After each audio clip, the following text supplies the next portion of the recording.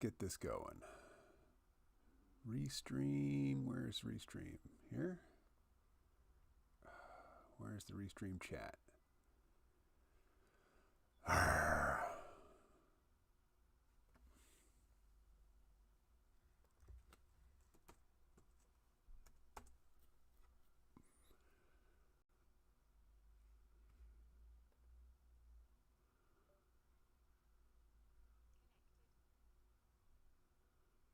Come on, here we are. Chat.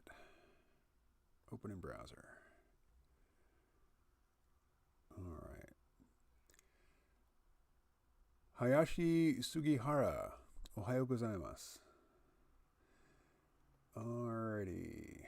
So let's just make this a different window. Excellent. And I will, let's see. No. Yes, here we are. Now, shrink this and bring up that other window. All right.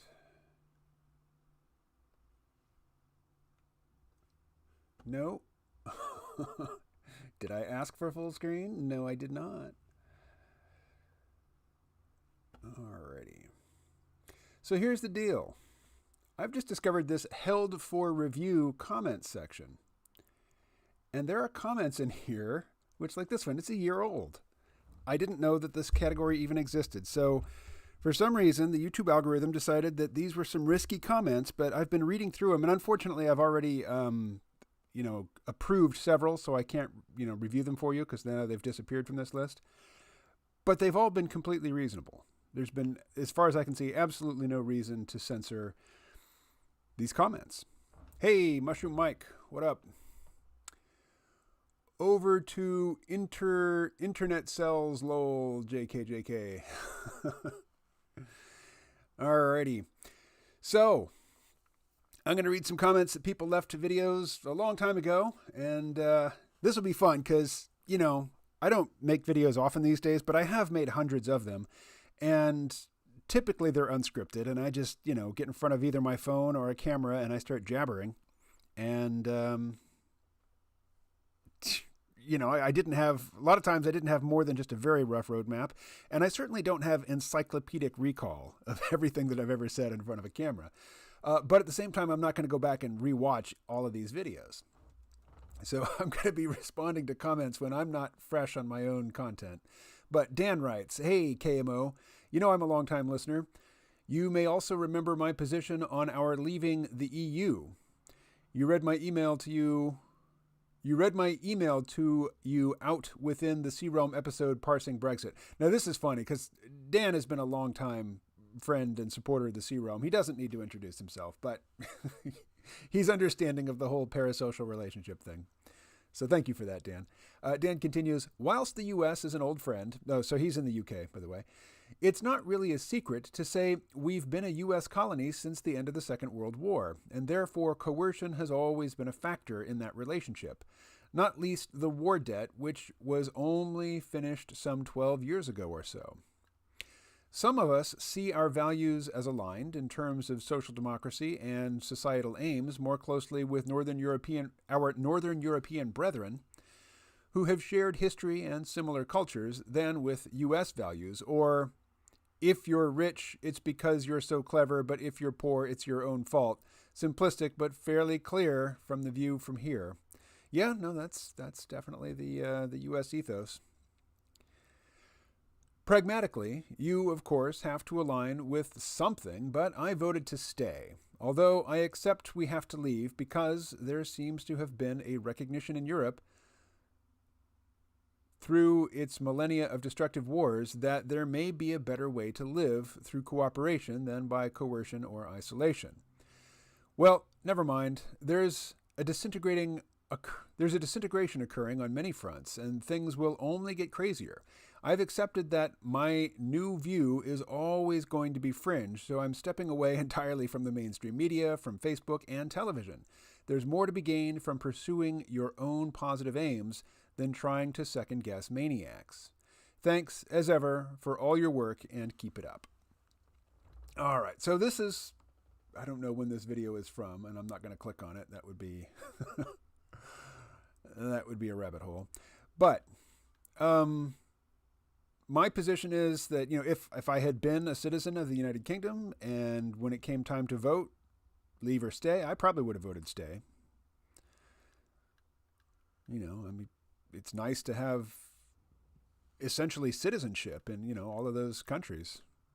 That's awesome. So I have no idea why YouTube thought this was an inappropriate comment. So here, a year later, I'm approving it.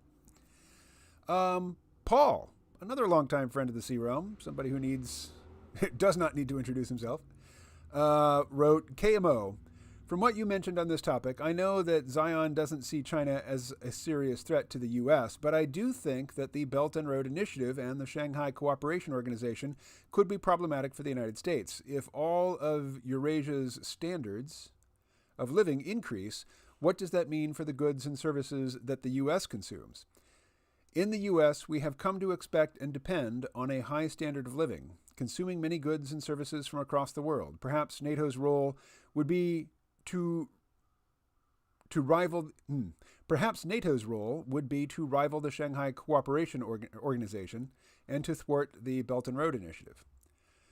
To the extent that China really does create this big trading bloc that's very well organized, they seem to be pretty generous about priming the pump, as it were, sending money out in the expectation of building lasting relationships.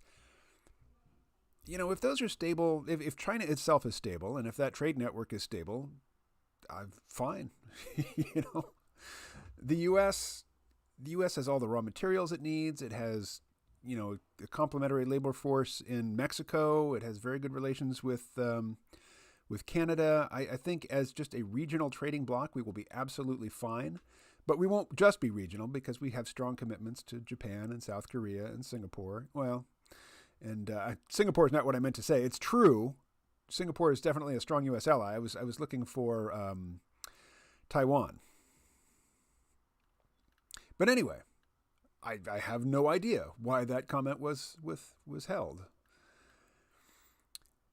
I follow the correspondent Pepe Escobar, who reports on the major ongoing of the BRI. China is offering a different paradigm to U.S. hegemony and building many projects to connect the landmass. I can imagine the U.S. and NATO wanting to thwart it because, as the old saying goes, if everyone on Earth lived like the people in the U.S., we would need 4 Earths. The planet's biosphere is already strained. Where are these resources supposed to come from? Also, the military alliance between Russia and China is nothing to sneeze at. In 2018, there was a huge exercise involving both militaries, Vostok 2018. Is the Russian Navy going to be of any help to China in taking Taiwan? Are the Russians going to sign up for that? I mean, really, that's the big, the big nightmare scenario is China decides, okay, today's the day. We feel strong enough. The U.S. looks weak enough. The timing is right. Let's go. We're taking Taiwan. I don't think Russia would help with that. I just don't. But again, I have no idea why this comment was held. Okay. The inevitable dad bod.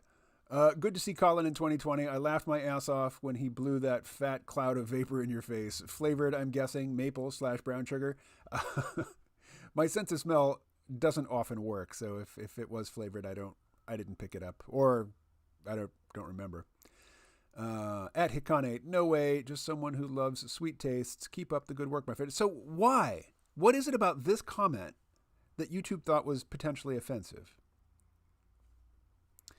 Anyway, more from Paul on NATO. KMO, from what you mentioned on this topic before, I know that I'm trying to approve this. Why can it not be approved? It would let me trash it, but I don't want to do that. Earlier comments that I've approved have disappeared. So, Fix News writes, NATO is America's hostage. Donald Trump says that the NATO nations pay America for protection, yet every time America enters into a new conflict, they demand ally help. America is using NATO as strongmen like a mobster running a shakedown. You better pay up. We'd hate to see something happen to you. America has never won a war by itself, ever. NATO is America's strength, and under Trump, That strength is being abused. It's up to NATO to put America back in line. They need to go home. I wonder what country Fix News is writing from. Is there a strong sentiment in Germany that the U.S. just needs to take all its troops and go home? Germany does not have a military capable of filling that gap, at least not at present. And I seriously doubt they want to expend their own resources to replace the American presence. But whatever. I mean, it's fine by me. If the U.S. were to leave NATO, I wouldn't complain. Anyway, Fix News continues. America has never won. Yeah, I read that. They need to go home, build their walls, and stay behind them. Right or wrong, the ME would have sorted itself out. The Middle East would have sorted itself out by now if America minded its own business for once. Yeah, except the whole Middle East and African, 20th century fiasco is from the British drawing boundaries for countries, which made absolutely no sense to anybody with, any notion of what's happening on the ground.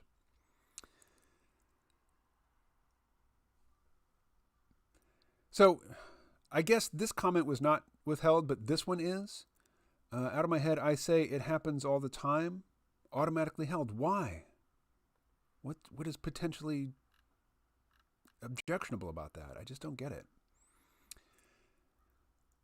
Colin and KMO react to the fifth debate, Democrat debate. Need 1,000 signatures in Vermont. This is clearly out of date now, so I'll approve it, but it won't do anybody any good. Noah, another longtime friend of the C-Realm, writes, hey KMO, have you read the book Life 3.0? Is that the Max Tegmark book? If so, yes, I have. Mazo, this is amazing. Okay, sweet. Noah again writes, by the way, was the opening shot in New Hampshire? Isn't that the Connecticut River? I live right next to the Connecticut River. Noah writes, out of my head, well, I'm originally from New England and did a lot of hiking in the greens and the whites. I've driven through Bellows Falls more than a few times, and I just did some Google mapping, and you were up on Table Rock Trail. Was I? I was up on, what is that called? Fall Mountain is the name of the mountain I was on. I don't know the name of the trail, but, Google Maps is probably correct. Hey, yo, speaker, another regular commenter and somebody whose comment should not be held. I guess this wasn't held. The first one wasn't held because I can't really approve it. But the second one was held. As a millennial, I had never heard the phrase, sounds like a personal problem. It annoys me because everyone has personal problems. And there is potential to help each other and thus make each other's personal problems less of a problem. But it has to be a two-way endeavor. Neither party can be insensitive if they expect help from the other. We can only all have nice things if we allow each other to have nice things. Thus, it could be acceptable to call out insensitivity itself as a personal problem. But then, what are insensitive people supposed to do? Sometimes insensitive people need help too. I'll figure that one out eventually. Maybe they can all go live on an island with each other. And then this is the comment that was held. I understood from the video that you recognize the phrase as callous. Oftentimes, callousness is necessary for certain people at certain times, anyway, or more actually help them. I get what you're saying. There are systemic problems that are a collective responsibility and personal problems. You seem to be saying personal problems are the responsibility of the individual. Okay, so a little background on this. This video sounds like a personal problem. There's a person who has been listening to the C-Realm podcast for many years and sends me the occasional missive in which he, she, they, it says something to the effect of, I'm trans, I don't like your heteronormative masculine, energy or whatever. And here's a link to 99 easy things you can do to, make life easier for trans people. And I basically said, look, 99 easy things is absurd. I mean, there's 99 accommodations that I need to make in order for you to feel okay about yourself listening to my material. Fuck off. That was the essence. And, being a Gen Xer, this was a phrase that was used regularly in the 80s. You come to me demanding changes that I change my behavior so that your situation gets better when your situation is not my responsibility, particularly when it's something like you don't like your body, you don't like your gender, you don't like, heteronormative language. That's a personal problem. That's not something that requires a change in behavior from me. That is something that requires personal work on yourself. That's your stuff, And I don't know, this person may have given me $5 once, but every time they write to me angry, about my heteronormativity, they say, and I'll never give you money again. It's like, that's really going to affect my lifestyle. Nice threat. There you go. Good on you. So anyway, Heyo Speaker, that's the context of these comments. And, I put the troll face on there. This is me saying, look, I'm not being my usual reasonable self here. At this point, that's your stuff, man, or woman, or whatever, I bear no responsibility for your comfort with your own gender. All right, so. As a millennial, I'd never heard sounds like a personal problem. Let's see. So anyway, these comments are all fine. I have no problem with this. But then what are the insensitive people supposed to do? Sometimes insensitive people need help too. Yeah, maybe they do. But if I've never met you and, maybe you sent me $5 one time, supposedly in appreciation for a podcast which you've already enjoyed, and I haven't incurred some ongoing future debt to you because of that donation. This person's, the help that they need is not going to come from me. They need psychological counseling. But, we're living in a world where a psychologist who says, you're a man, you're living in a man's body, you can have surgical alterations to that body, but you'll still be a man. You'll just be a man without a penis and fake boobs. That psychologist is going to get run out of town on a rail. They might have their professional license taken away. So the psychologists have to pander to this, mental illness and pretend it's not a mental illness. But, mental illness, I'm totally with Thomas Saz on mental illness. It is a label that different power structures within society use in order to justify coercion against an individual. His famous book is The Myth of Mental Illness. He's a much hated figure, or he was. I'm sure he's dead by now. He was very old when I was reading his books, and that was in the 90s and early aughts. Anyway, Heyo Speaker continues. I understood from the video that you recognize the phrase as callous. And yeah, it is callous. Oftentimes, callousness is necessary for certain people in certain times anyway, or it may actually help them. I get what you're saying. There are systemic... I already read that, so let's go down. I'm trying to say that in some cases, I can help you solve your personal problem if I happen to be in a position to do so, especially if I'm in a significantly better position than you to address that particular problem. And then you can help me solve my personal problem if you're in a position to do so, at least with the personal cost... at least when the personal cost seems fair and worth it, especially when the cost to me is small, but the reward for the other person is great. As long as we're both certain we are not causing harm by enabling each other without addressing underlying problems. I've never seen a paragraph which was a parenthetical followed by another paragraph which was itself entirely a parenthetical, but Heyo Speaker continues in parentheses. In the case of the list in this video, there are examples where the creator of the list is not seeing the costs they are asking the reader as being great when they actually would be in practical terms.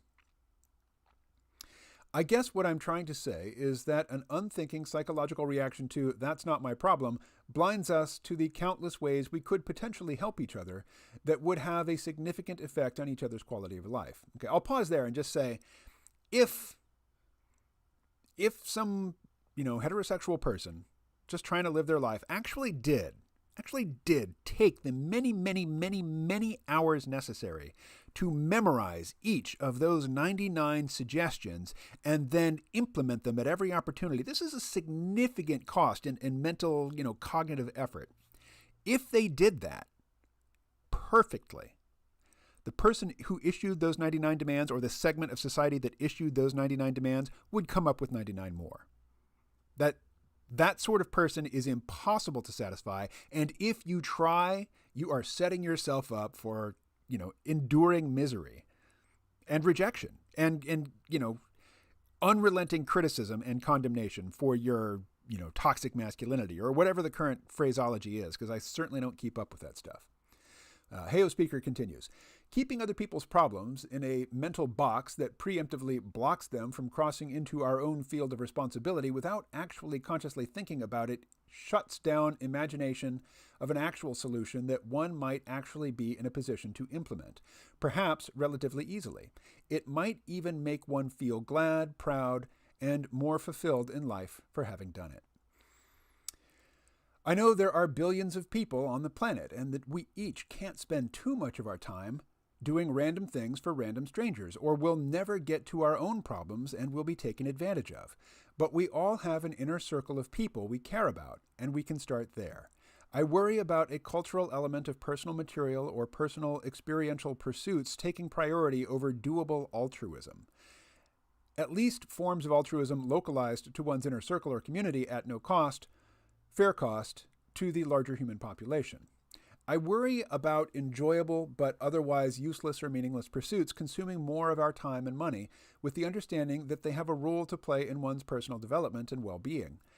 As we spend less time helping each other and trying to make each other happy, it's just a missed opportunity.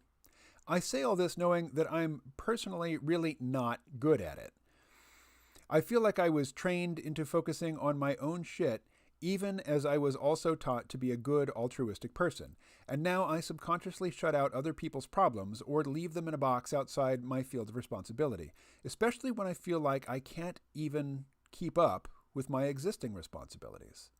But when I have extra money or time, and the idea to do something nice for someone I care about actually manifests as a conscious thought, it's actually a good idea, I'm now like, wow, I should actually do that, even if I have no obligation by any standards or rule set.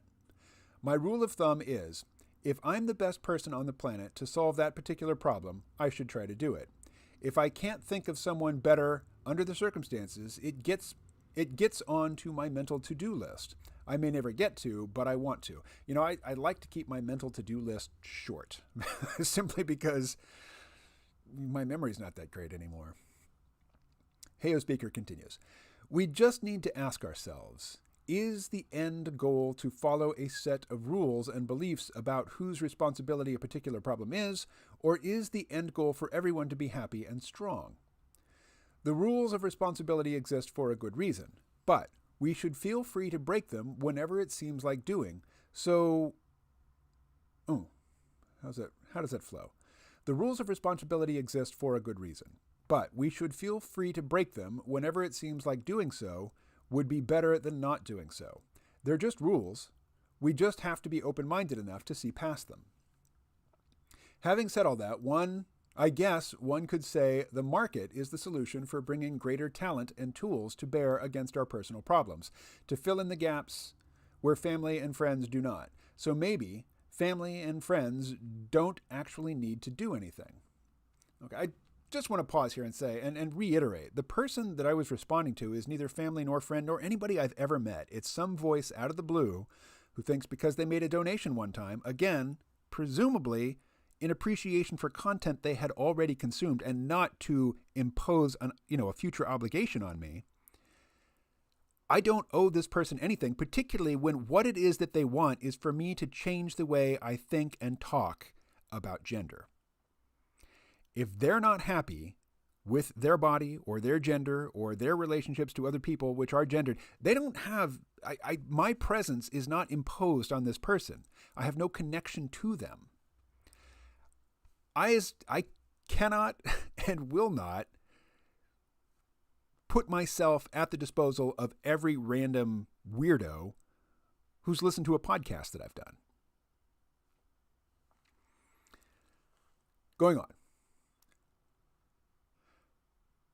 I'm still thinking family and friends ought to step up and help and need to step up their help game anyway, at least in certain cases, because the market is useless to someone who has fallen into a poverty trap, because one cannot always be fully informed about the services available, and whether they can be trusted, because one may not be in the mental position to make an informed decision. Okay, I'm going to pause there and give you a yes and. And what's more, like I remember when I was living in New York City, in terms of my income, I clearly qualified for food stamps or supplemental nutrition assistance program. And I spent, I don't know how much time, several weeks, multiple trips out to an office where I would stand in line with other people and submit forms and paperwork and stuff. And after weeks of this sort of stuff, I was denied. So a service may exist in theory, and you may qualify for it under the rules, given. But that doesn't mean that the time and effort that you spend trying to get that benefit will be worth it. In my case, it was not. So continuing. And because sometimes the services available are just not specific enough to one's non-standard personal situation, it just helps to have people around you who have a personal interest in your well-being and a willingness and ability to help. So we should try to both find those people and be like them. I feel like that spirit has been lost in our advanced market economy that stresses out workers and consumes their time and energy while simultaneously offering up a plethora of solutions for consumers. Maybe it's a case of easy for you to say because I'm not actually working full-time and perhaps don't fully understand the necessity of the "that's not my problem" mindset. If someone has little money, like me, no stranger has a personal interest in helping them, and they are probably not doing much. And they're probably doing not. If someone has little money, like me, no stranger has a personal interest in helping them. And they are probably not doing much work for others, so perhaps they are not worthy of help based on what they have already done. But that doesn't mean the potential isn't there for them to get on their feet with help. Help may actually be the only way in some cases. Perhaps family, friends, community, and government need to step up the same as individuals. Or, we could just give everyone a universal basic income, my chronic obsession, and then we can all turn back to the market for help. Maybe that's actually how we make "that's not my problem" personal responsibility culture make sense. I have no idea what YouTube or the algorithm could imagine is wrong with this comment, but I'm certainly approving it. So let's jump over to the chat here for a second. Mike says, Facebook, Twitter, and Google will cancel you for the stupidest things. It's so freaking hard to close down your accounts as they are so convenient. Well, this is a little off the topic, but I will say I've got my, there's a third-party service you can use to delete your old tweets in mass. So I've got it set up so that any tweet that's 6 months old or older gets deleted. And so if somebody decides they want dirt on me or they want to find something they can take out of context and use to make me look bad in public, the go-to thing is to go scour through 10-year-old tweets. There are no such 10-year-old tweets from me, even though I've been on Twitter for 11 years. Mike continues, maybe this comments have been flagged by some specific word algorithm. Perhaps. Haha, the transgender story is hilarious. Alrighty, so what else we got here? Heyo speaker. Okay, I've clicked approve. Why is it still here? Camo has convinced me to vote Trump. Wow, never thought I'd say that. Okay, that was never my intention. I never wanted to encourage anybody to vote for Trump. And again, why that's held, I couldn't say. Oh, wait, it's not. It's not held. Okay, this is here because there were comments to this comment which were angry and basically said I was stupid and held wrong opinions, but it wasn't insulting, it wasn't vulgar, it didn't threaten. So, I approve those comments. Thus, they have disappeared. All right, Six Sigma, again, another regular commenter. This says likely spam. I'm buying organic heirloom, open-pollinated heirloom survival seeds on eBay. There's no link. How is this spam? All right. Awesome job. Keep it up. Thumbs up. Likely spam? I don't recognize this name. I will say that. Okay. Hexagonal awareness. Again, this is somebody, that's not their name, obviously, but I know who this is. And it's somebody who's been listening to the C-Realm podcast for more than 10 years. I've met in person. And let's see what's here. Likely spam, it says.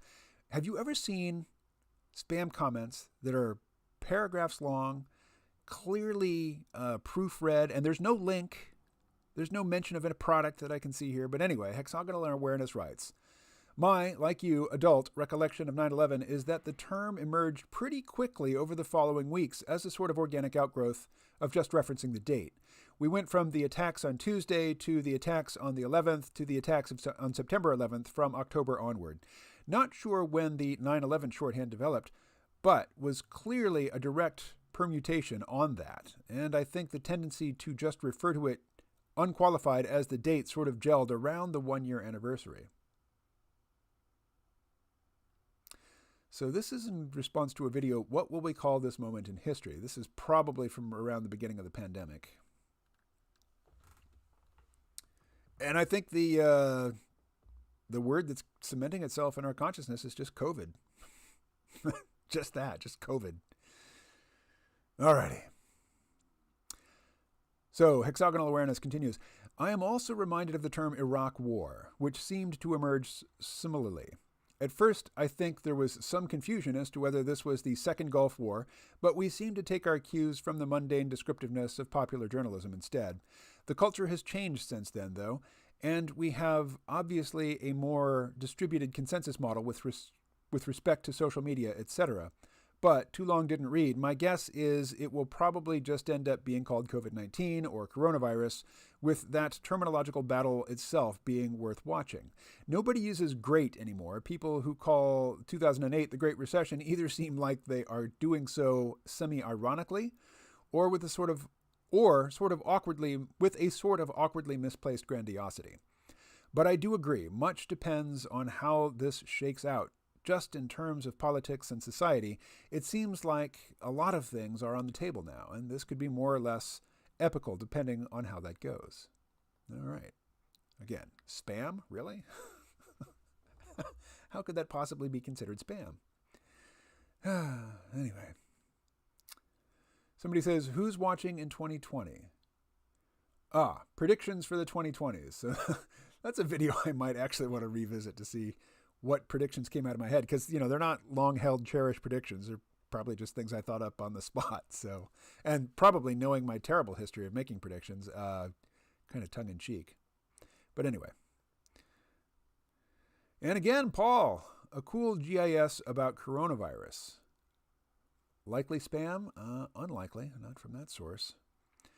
Jeffrey writes, okay, I don't immediately recognize Jeffrey's name, but it's not approvable. It's this comment, which is a comment to this one, which has been held as likely spam. But again, there's no link. I mean, what's spammy about it? But anyway, Jeffrey writes, and this is to Trump calls for a prosperous Iran. Okay. The first statement he said was bold. It was good. It was strong. The president said exactly what needed to be said. That's why it was scripted, because the media was going to dissect every word. The media didn't want to hear about, now we're going to continue with extreme sanctions. The media wanted to hear, we're going to retaliate with force, or something to that effect. Because the mainstream media feeds off of war. They want it. Nobody, and I mean nobody, including right-wingers and Trump, admitted by the Young Turks as well, wants a war with Iran, except for the liberal media and Democrats. I think probably the Pentagon would be all right with that as well. But that wasn't the problematic comment. The problematic comment comes later.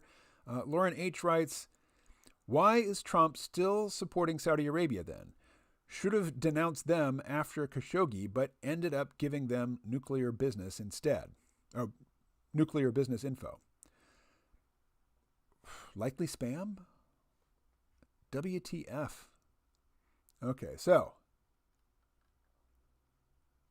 here's, I put Styx Hexenhammer in the thumbnail for this, Impressions of the Yang Gang. So Wilbur writes, next President Yang not only has a huge brain, hugely important, has a big heart. Also, in recent history, all America voters get nothing but empty promises. With Andrew Yang, we as voters get the first time solid dividend for the country. Well, I still like Andrew Yang. I don't have the faith in him that I did originally after that New York mayoral run, but I will stay tuned and, give his ideas and his projects an open-minded hearing. His starting a third party, I think, is doomed to failure. But, I mean, he was amazingly successful as a candidate coming out of nowhere, never having held elective office, not really being a public figure, except, he had an appearance on the Joe Rogan program, which launched him into national consciousness. And he used that. I mean, he was already running for president when he was on Joe Rogan. But, he got us talking about UBI, and he brought a lot of concepts and ideas to the table, which were just, things you could not say in the corporate media. So I think, Andrew Yang was entirely successful in his 2020 presidential run. He didn't win the presidency or even the nomination, but I think he succeeded just the same. All right. Linux Dragon 57 says, looks like John Green and just found out about doobly-doo.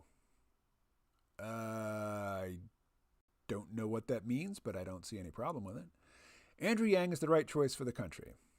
The whole world is at the critical moment. Europe and Japan have negative interest rates. The U.S.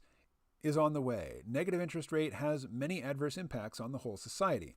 People scramble for returns, creating many pockets of asset bubbles and taking unnecessary risks. Pensions and retirement funds are difficult to meet annual withdrawals. It is very hard to revolutionize the economy. Japan, EU. Freedom dividend will put a solid floor underneath and create massive purchasing power to avert the coming crisis. If in Yang's plan, no new money is printed, freedom dividends are just redistributed money from a new value-added tax, the tax revenue from the new local businesses, stimulated by the freedom dividend and savings from other programs. The money is already there. Inflation is only induced by the oversupply of total money. As long as there are competitions, inflation will ease off over time. That's why capitalism is so essential to make freedom dividend work wonders. So here's a person who is not a socialist.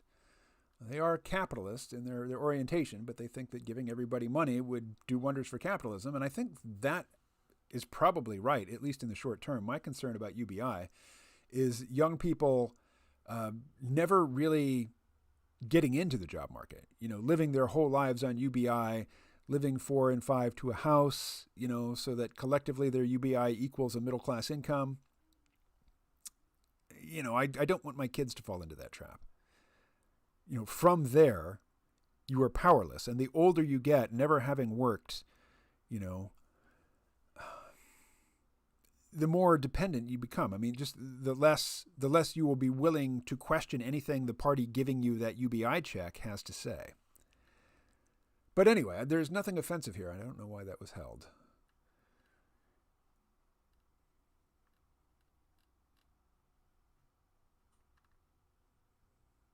Okay. Halo Speaker says, out of my head, but they can use UBI money to buy capital or at least shares in a business. Get this. Imagine how much money would get put into crypto right now if everybody was getting $1,000 a month. Think of what the Bitcoin and the Ethereum prices would do. Now, as somebody who already holds a little bit of that, I'd like to see those, I like to see number go up, but I like Andrew Yang. I understand the need for some sort of change. I'm just not convinced that UBI is the change we need. It probably can be implemented in a way that produces a net benefit, but there are many more ways that it could be implemented which would just create dependency without really lifting people out of poverty. So CF Pup says, true dat, probably to my previous statement. Heyo Speaker. Again, likely spam? Come on, YouTube. Out of my head, but they can use the UBI money to buy capital or at least shares in a business if the UBI amount is high enough to make that possible. And why wouldn't they? Owning capital increases income and everyone wants more money. Yeah, but the people who are struggling at the bottom, maybe they've got a spare $20 this week.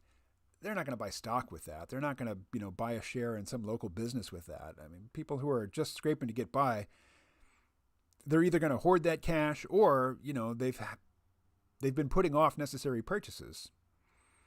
And now they've got a chance to catch up a little bit or, put it into a little, bringing down their debt. Here's an idea. I'm just marking a place here. Debt jubilee. I would rather see a debt jubilee than, UBI. And I agree that forgiving college loans is really a class-based benefit, that it benefits, the class of people who go to college, and most people don't go to college. But at the same time, student debt has become onerous, and people who took the initiative and put out the effort and, took the risk of incurring that debt to get an education, if they're saddled with a debt that is equal to years' salaries, like 2, 3, 4 years' salary, it just makes them put off starting a family, getting a house, getting started on the so-called American dream.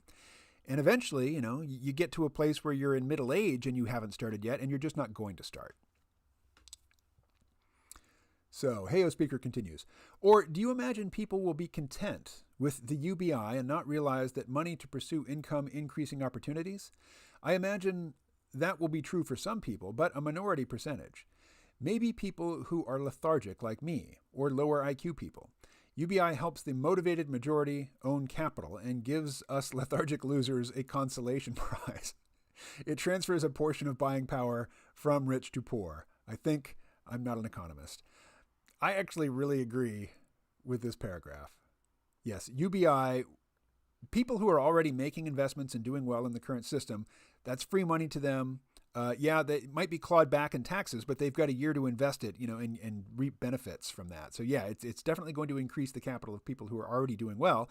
And yes, I wouldn't use the phrase lethargic losers, arguably qualifying for that category myself. But yeah, it would allow the people who lack the focus, the motivation, or the knowledge, to really get on that entrepreneurial track to at least exist.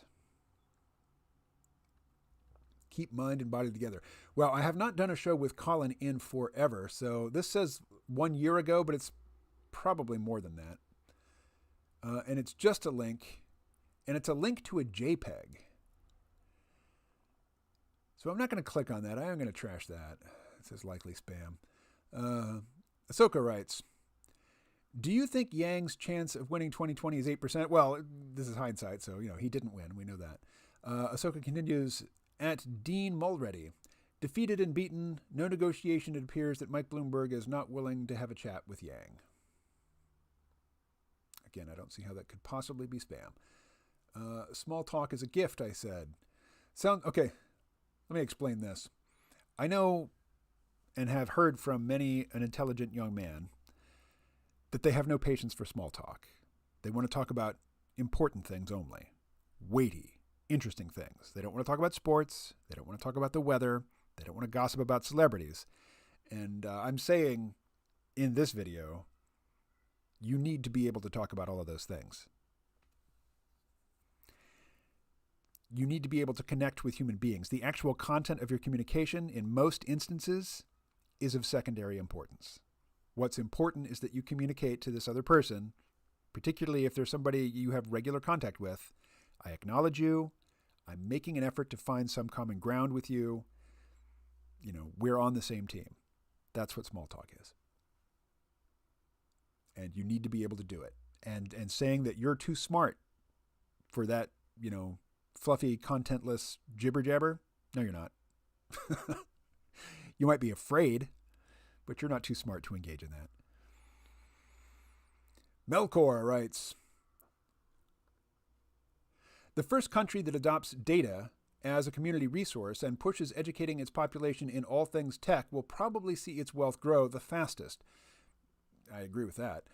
Right now, that looks to be either China or India, especially by 2030. I think the 2020s will be the most vital decade in American history in quite a while. Well, I sure hope so. So here was the problem. Definitely since the Cold War. Likely spam. Whatever, YouTube. All right. I'm going to stop there. That's long enough for this one stream. But I'll leave this tab open, and I will continue with this sooner or later. One last comment from CF Pup. Consequences of offshoring and outsourcing our jobs. So I didn't read that in a timely fashion. I don't know exactly which comment it applied to. All right. I'm out. I'm going to walk down to the drop-in center and see what's for lunch. I will talk to you all later.